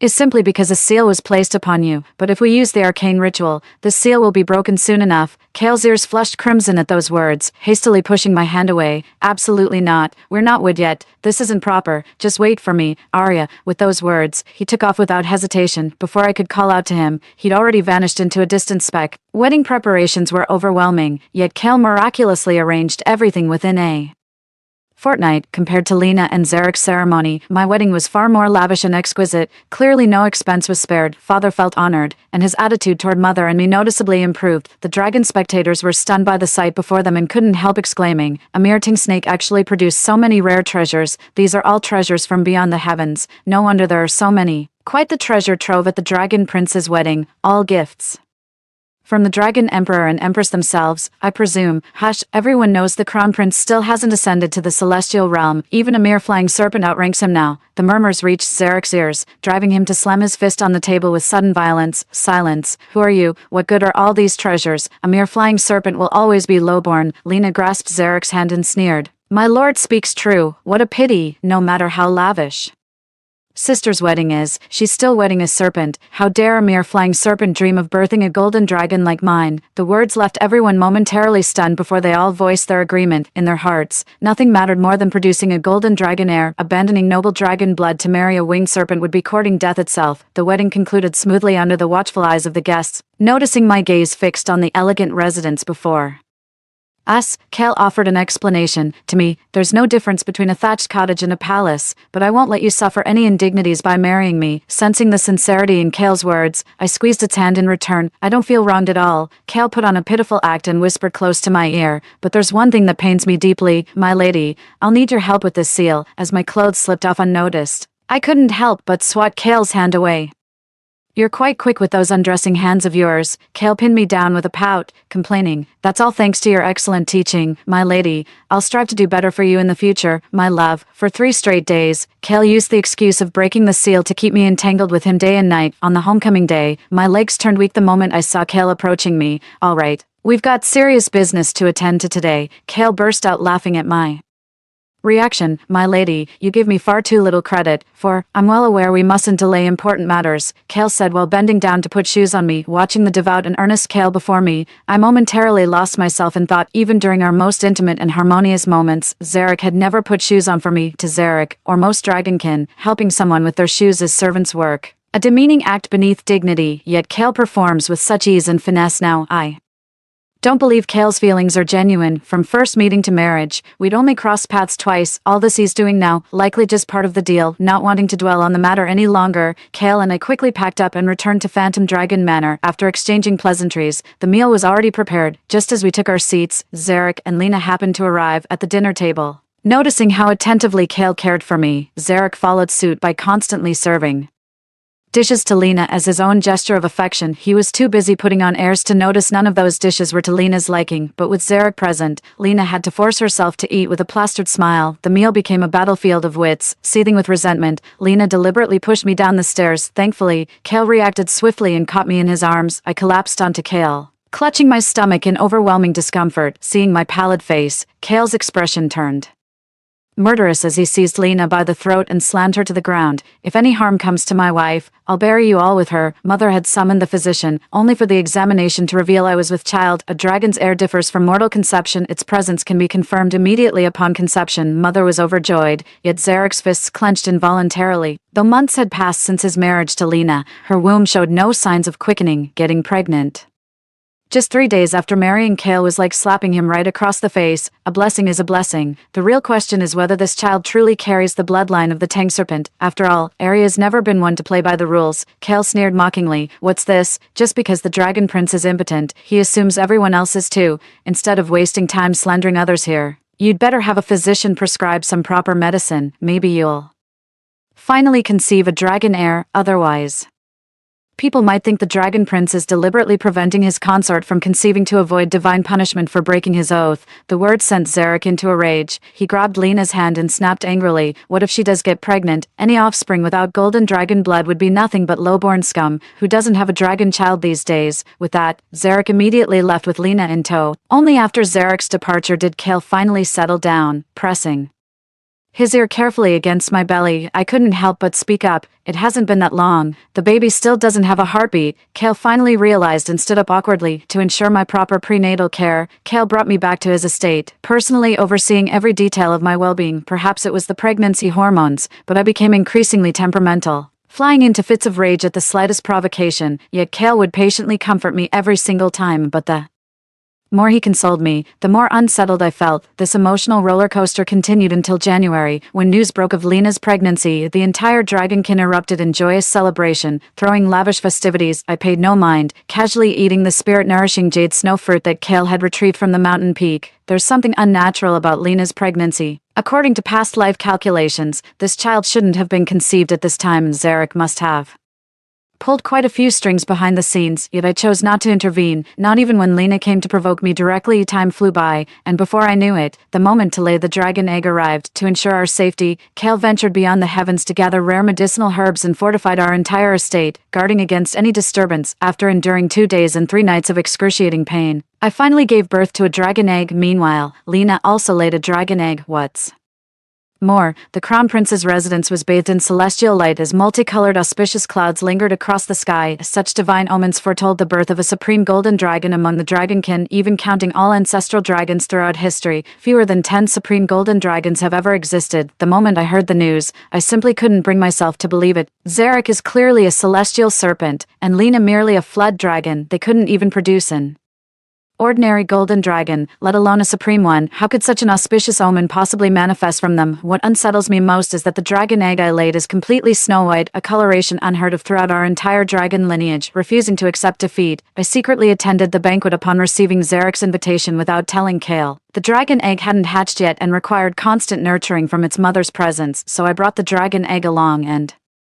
went to the banquet with Kale. At the feast, Lena cradled the dragon egg with triumphant delight. Sister, remembered dragons beget dragons, phoenixes breed phoenixes. Now that the auspicious sign has appeared, my dragon heir is a supreme golden one. You've lost. I cradled my dragon egg nonchalantly and said, the dragonling hasn't even hatched yet. How can you be so sure it's a golden supreme? Are you joking, sister? Lena covered her mouth, looking at me with disdain. On this auspicious day, only you and I have laid dragon eggs. If my dragon isn't the golden elite, then what is this freak of yours? The moment these words were spoken, even the onlookers couldn't suppress their laughter. Exactly, the dragon clan has never produced a white egg before, though I do know snake eggs can come in white. Ha, a snake giving birth to snake eggs with her Tingsha mate. What else did you expect? Why hasn't her precious Tingsha husband shown up? Probably too ashamed to be seen with her, if you ask me. The father's jubilant expression twisted into outright fury. Arya, you've brought utter disgrace upon our Illusion Dragon clan. From this day forth, you and your mother are banished from the Illusion Dragon bloodline. Hearing this, Mother turned deathly pale and pleaded desperately, my lord, the fault is entirely mine. Blame me if you must, but Arya stays on the roster. Just give her one more chance. Before she could finish, Mother was thrown to the ground. As I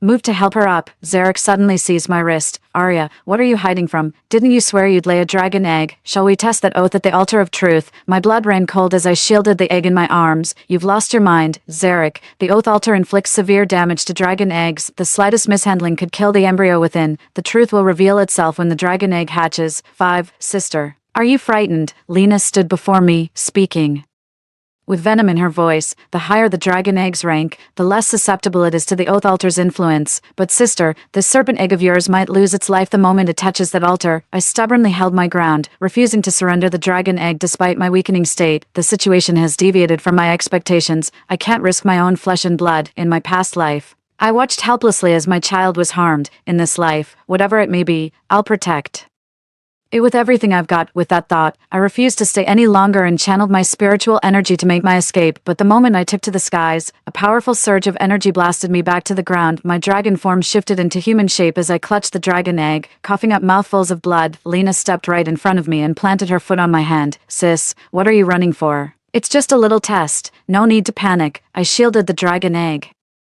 protectively and looked up at her. No matter what you say, I won't let you lay a finger on my child. Arya, this isn't your decision to make. Zarek sneered and struck me with another brutal blow. My postpartum weakened body couldn't withstand the consecutive strikes, sending me crashing to the ground. Seeing the dragon egg I was shielding beneath me, Lena drew a dagger and aimed it at my hand. Sister, if you refuse, don't blame me for what comes next. Aarg. The pain tore a scream from my throat as blood gushed from my wounded hand. Still seething with rage, Lena pressed the dagger against my face and slashed downward with brutal force. Blood gushed forth, staining the pale egg a terrifying crimson. I could even feel the dragon egg's frantic stirrings. It was the desperate thrashing of a creature sensing its mother's peril, straining to break free from its shell. Seeing I still refused to let go, Zarek and Lena escalated their attacks without mercy. My mother tried to shield me, but my father struck her down with a single blow.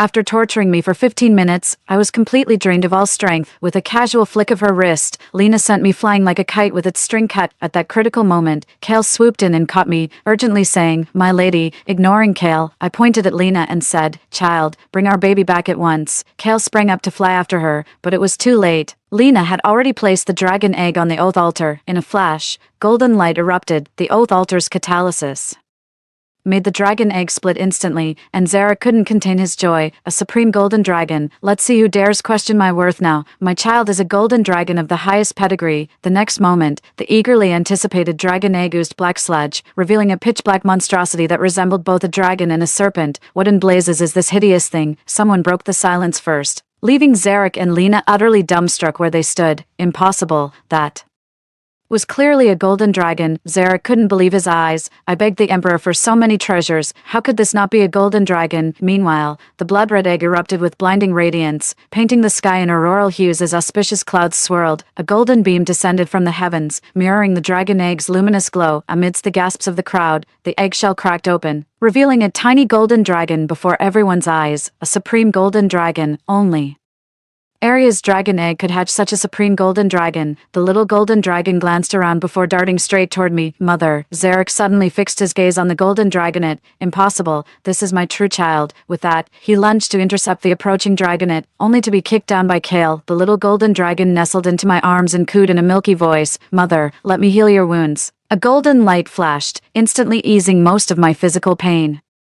Yet Zarek remained defiant, shouting at the top of his lungs, "Impossible, I am the golden dragon, it must be you. This is clearly your treacherous scheme." A stern reprimand echoed from afar as the dragon emperor and empress swiftly arrived. "How dare you, were it not for your mother swapping your identity with my son and masking it with sorcery, how dare a mere serpent like you impersonate the dragon prince?" The dragon queen seethed with rage, her gaze falling upon Kale with profound remorse. "My poor child, had Arya not intervened in time, who knows what suffering you might have endured." The dragon emperor's fury intensified as he spat with utter revulsion. "Your mother resorted to treachery to conceive you. Out of pity for her pregnancy, I left money for your upbringing. Never imagined she'd dare switch the royal heir with a commoner. Now you even have the gall to falsely accuse others." I had sensed something amiss, so I sent all the gathered evidence to the dragon Emperor and Empress before attending the banquet. Never did I imagine they'd sink to such depravity, forcibly hatching the dragon egg by placing it on the oath altar. I don't believe it. Zarek went berserk, screaming wildly as he tried to reclaim his child, only to find the creature had already succumbed to the oath altar's pressure, dying inside its eggshell. Witnessing this, Zarek locked eyes with Kale. "Golden dragon. I don't buy that for a second. I am the true golden dragon," he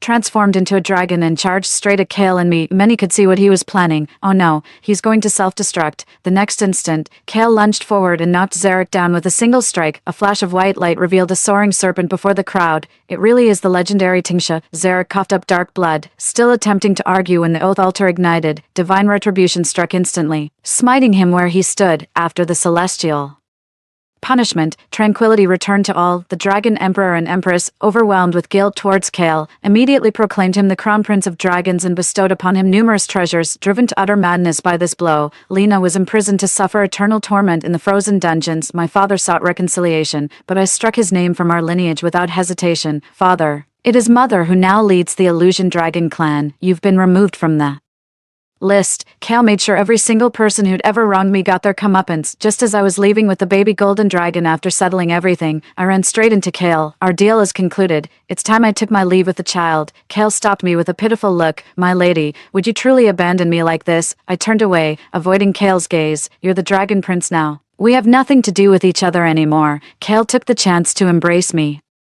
whispering in my ear, "My lady, have you forgotten that you were originally meant to be my dragon crown princess? But wasn't ours merely a transaction?" I widened my eyes in bewilderment, staring at Kale. Kale let out an exasperated laugh before unceremoniously tossing the little golden dragon outside and slamming the door shut. "In that case, perhaps a few more transactions will help my lady understand clearly." I tried to stop Kale, but the curtain fell with startling swiftness. The little golden dragon sat grumpily on the doorframe, muttering under its breath. "They threw me out again." Story 2. The zombie outbreak has occurred, and the end of the world has arrived. We stocked up a large amount of supplies in the meeting room in advance. Everyone could have comfortably waited for rescue. However, that idiotic leader and colleagues just had to create trouble at this moment. Under the apocalypse, the order has collapsed. The leader and colleagues who used to put on a decent appearance have finally revealed their true colors, but they have picked the wrong person to mess with. 01. On September 26th, it was the third day of the zombie virus outbreak. The city has completely fallen. There is no electricity, no water, no mobile phone signal, and no rescue. The roars of zombies coming from time to time make people tremble with fear. Through the gap in the window, I have seen more than once that desperate survivors are caught by zombies and torn to pieces. After that, the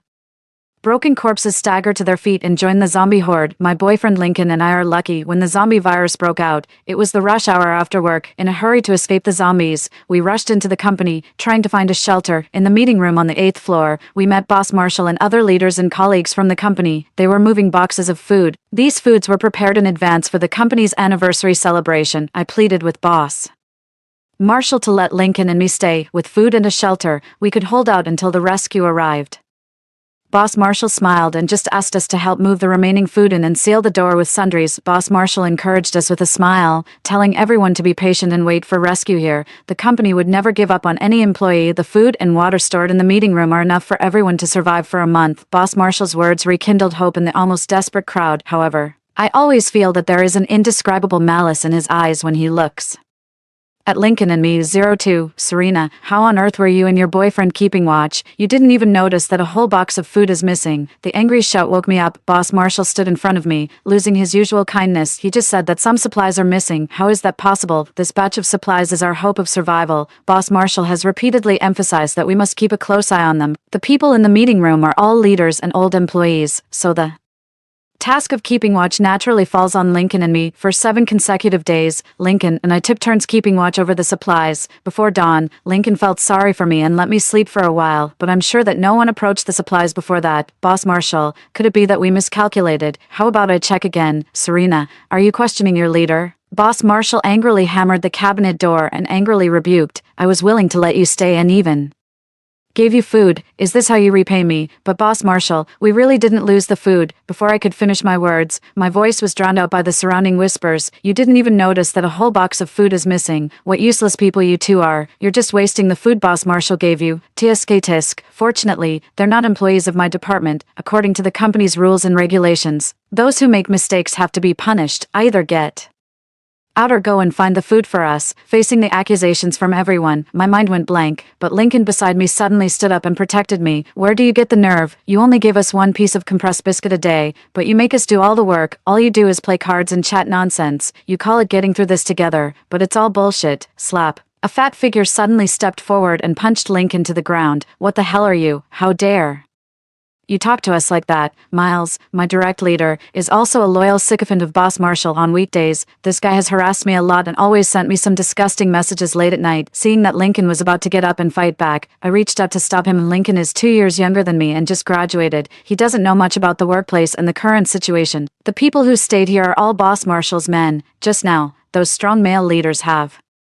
surrounded us from different directions. During my time in the company, I've heard about the means Boss Marshall uses to deal with employees who don't obey orders. I'm really afraid that he'll kick us out to feed the zombies. After a few seconds of silence, Boss Marshall finally spoke. Miles, forget it. We should unite as one now and get through this together. Then, Boss Marshall walked up to Lincoln and me and said word by word, it's inevitable for young people to make mistakes, given the current situation outside. I don't want to make things difficult for you. As he spoke, he glanced at the balcony behind him. I've also stored some supplies in the small warehouse downstairs. As long as you climb down from the window and bring the supplies up, the matter of the missing supplies will be written off. By the way, you can also check the situation downstairs and try to find a chance to call for help. 03, what? My mind went blank and I didn't react at all. However, Lincoln behind me couldn't hold back and started cursing. Are you crazy? This is the 8th floor. What if we fall? And can you guarantee that there are no zombies downstairs? No one knows the situation below. What's the difference between sending us down and killing us? Boss Marshall crossed his arms and leaned back in his chair, looking down at me. What a serious crime it is to lose a whole box of food.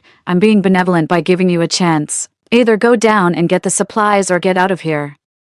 You choose. Go out. No, we can't go out. It's too dangerous outside. In these few days, I've seen more than once from the window that desperate survivors are torn to pieces by zombies. Fine, we'll go. Looking at Boss Marshall, who is indifferent, and the aggressor